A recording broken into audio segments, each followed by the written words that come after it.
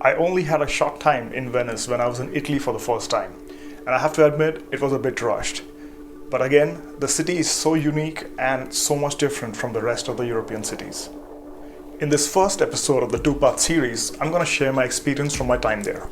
You can use this info to plan a trip there, or in case you've already been there, then just relive old memories from this magical, vibrant island. Let's go.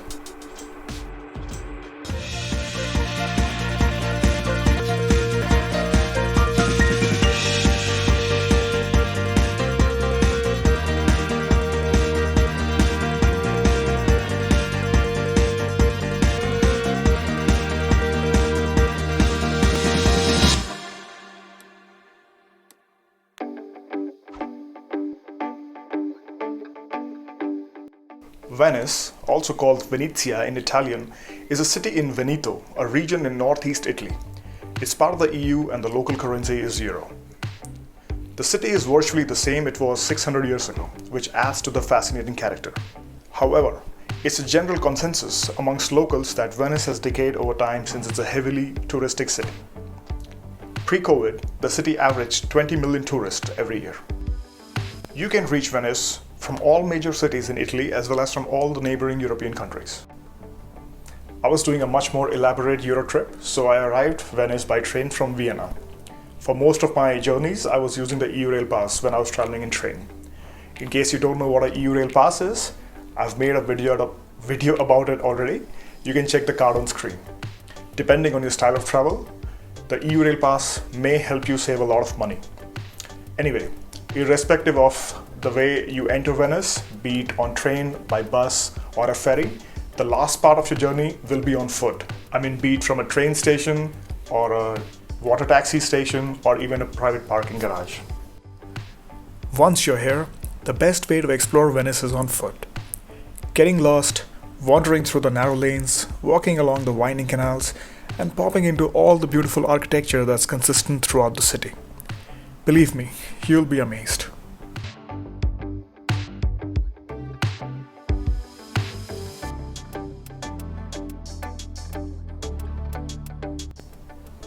Besides being narrow, note that these alleys can be really crowded as well. So that can make it difficult if you're having a bulky luggage. Hence, plan your luggage accordingly. The most recognizable places in Venice are right at the center. In all likelihood, the first thing that will catch your eye will be the Rialto Bridge. It's the oldest of the 4 bridges spanning the Grand Canal. Do spend a few minutes here and soak in the views from the Grand Canal.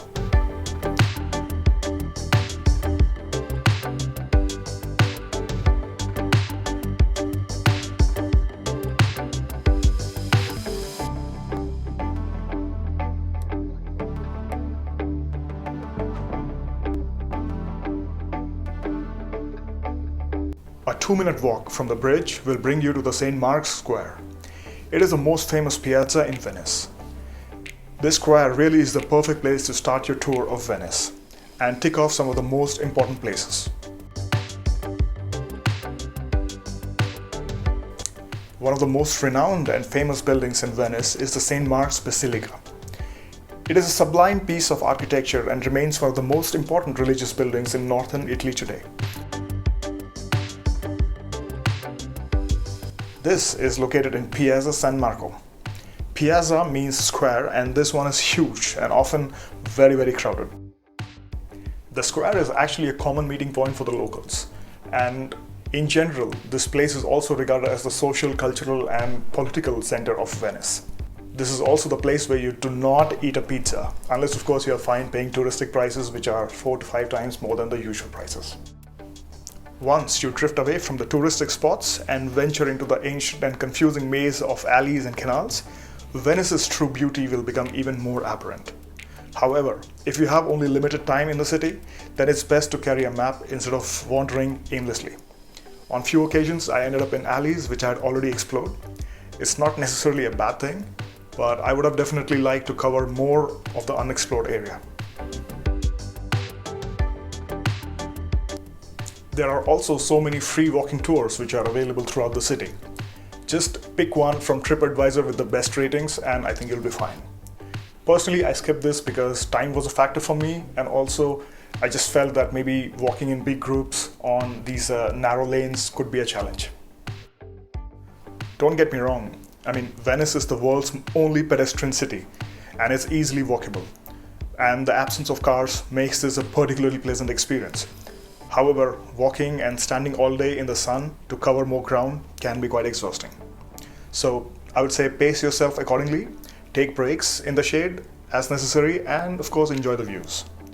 If you don't mind walking for 8 to 10 hours in a day, I think one full day is sufficient to explore Venice. Okay, question. Would you rather cover Venice in one day, or do you think you're going to take it slow and maybe stay here for the weekend or maybe 3 days or longer?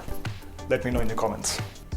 Alright, we'll stop here for today and we'll continue exploring Venice, mostly the water aspect of the city, in the next episode of this 2-part series. If you enjoyed what you saw, then give this video a like and do subscribe to my channel so that you get notified when the next video is up.